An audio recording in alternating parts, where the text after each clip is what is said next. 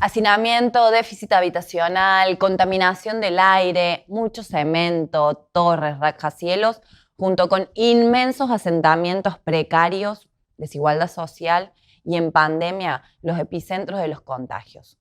Las ciudades, a pesar de haber sido la cuna de la civilización, con el capitalismo se han convertido más que nunca en todo un símbolo de la decadencia. Veamos la historia. Si queremos buscar una imagen que concentre toda la desigualdad que genera el sistema, no hay mejor opción que ver a alguna de las grandes ciudades del mundo. Como todo en el capitalismo, el espacio urbano se ha convertido en zona de sacrificio del lucro. ¿Cómo llegamos a esto? Las ciudades en el mundo experimentaron un primer boom al ritmo de la revolución industrial. Sin embargo, la mayoría de las poblaciones seguía viviendo en entornos rurales hasta entrado el siglo XX. Y fue en la segunda mitad del siglo pasado, luego de la Segunda Guerra Mundial, cuando ocurrió la mayor transformación demográfica en toda la historia. Un proceso de industrialización en el llamado Tercer Mundo y la generalización de la agricultura industrial generaron que la población rural en todo el planeta se reduzca a porcentajes marginales, mientras que los habitantes de las ciudades crecieron exponencialmente, siendo la mano de obra desposeída para la industria. Este cambio modificó la geografía de las ciudades en todo el mundo. Surgieron barrios populares en las periferias, que en su mayoría carecía de infraestructura y recursos básicos como agua potable, cloacas o luz, generando un notorio contraste social. En nuestro país esto se vio en la migración interna hacia Buenos Aires y el poblamiento del conurbano bonaerense bajo la presidencia de Perón. Este crecimiento de la población urbana continuó ininterrumpidamente, y hoy solo el 7% de la población argentina vive en el ámbito rural. Pero en los últimos 30 años se fue desarrollando un modelo que considera el espacio público y los recursos de las ciudades como un negocio, el extractivismo urbano. Desde entonces, en Buenos Aires y las principales ciudades de Argentina, se multiplicaron las construcciones de lujo como refugio especulativo del capital. Al mismo tiempo, la cementación urbana avanza sin límite. La reducción de espacios verdes y la creciente presencia del cemento en las ciudades provoca en términos sociales la profundización de la crisis habitacional a gran escala y por otra parte afecta al ambiente por doble vía. Aumenta la temperatura y colapsa la capacidad de absorción de agua ante lluvias intensas por encima de los valores históricos como resultado de la alteración climática planetaria. Los beneficiarios son un puñado de corporaciones como el Grupo IRSA y las grandes inmobiliarias a costa del deterioro de nuestras condiciones de vida. Hoy es más necesario que nunca pelear por algo básico, elemental, el derecho a disfrutar de la ciudad, a una tierra para vivir, que el capitalismo extractivista degrada. La situación en las ciudades que vimos en el micro es, por supuesto, un debate ideológico y político sobre el hábitat y las formas de producción.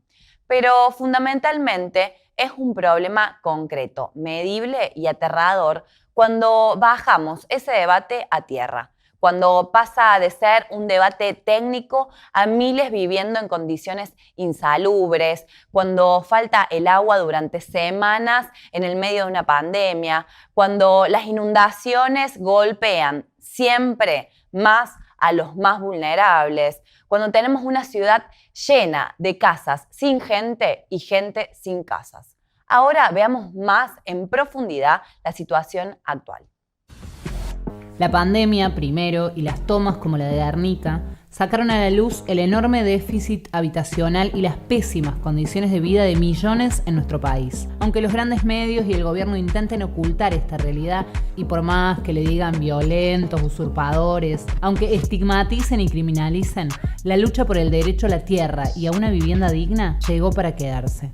Y como si fuera poco, la Reta en la ciudad aprobó la venta de terrenos de Costa Salguero frente al río para la especulación inmobiliaria. La lógica del lucro capitalista y su modalidad de extractivismo urbano en particular deja números que hablan por sí solos. Actualmente 3.300.000 personas tienen problemas habitacionales, de los cuales casi 1,5 millones están en situación de calle y 2 millones viven en condiciones de alta precariedad. Y se estima que viven alrededor de 4 millones de personas en las 4.500 villas que hay a lo largo del país. Esta situación, agravada por la pandemia, obligó al gobierno nacional y a Kicillof a presentar un plan de construcción de viviendas sociales. El plan que presentó en el presupuesto 2021 proyecta la construcción de 12.500 viviendas. Sí, escuchaste bien, No le faltan ni 2 ceros ni un 1. Solo 12.500 viviendas. Esto representa solo el 1% de lo que hace falta. Una miseria. Pero el cuadro es más grave si hablamos de que existen alrededor de 1.000 countries y barrios privados en la provincia de Buenos Aires. Y así como la sociedad anónima que dice ser dueña de los terrenos en Guernica está flojísima de papeles, la mitad de los countries tiene la documentación adulterada en su zonificación para evadir impuestos. Al mismo tiempo, en Cava existen 138.000 viviendas sin habitar, ociosas, que se construyen solo como reserva de valor de los capitalistas y que contrasta mucho con la cantidad de personas que viven en las villas de la ciudad.